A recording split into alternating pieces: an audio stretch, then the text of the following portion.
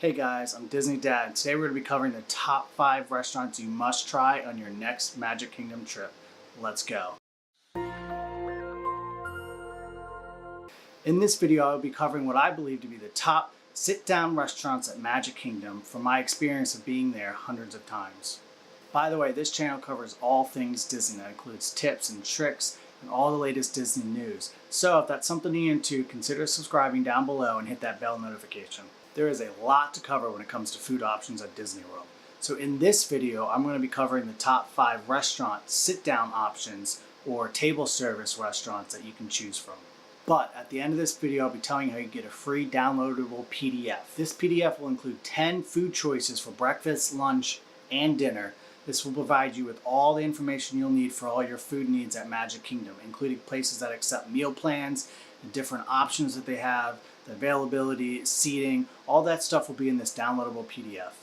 I would recommend saving this PDF to your phone, or maybe even downloading it, printing it out, and laminating it so you can take it with you for easy reference when you're trying to find that food choice at Magic Kingdom. Now let's get started on number 1. Now remember, this list is not in any particular order.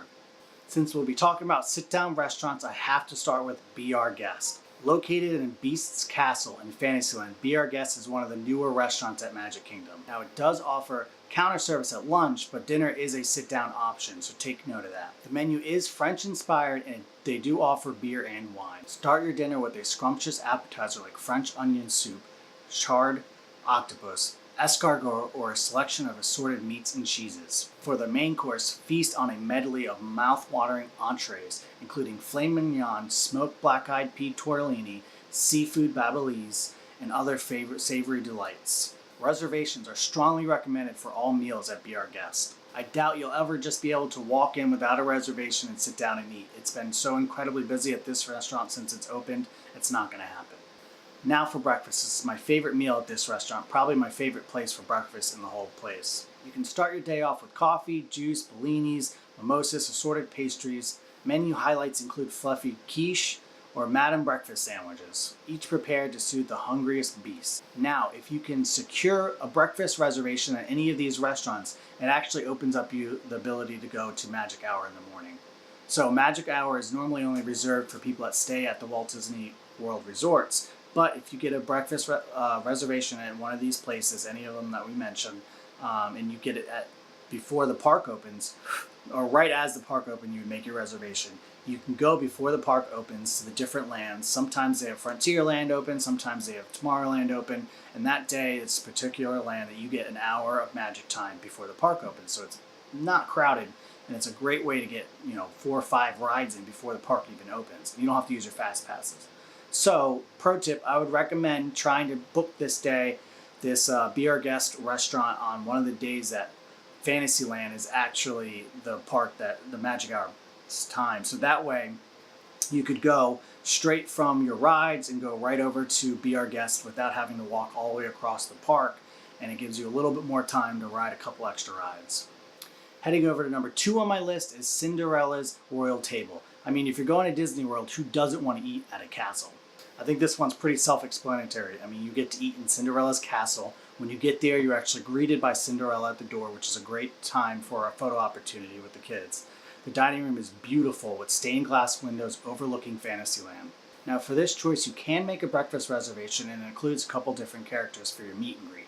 You can meet Fairy Godmother, Susie, Perlella, and several other princesses at your morning reservation. Reservations are required and must be made well in advance. This is a hot ticket item.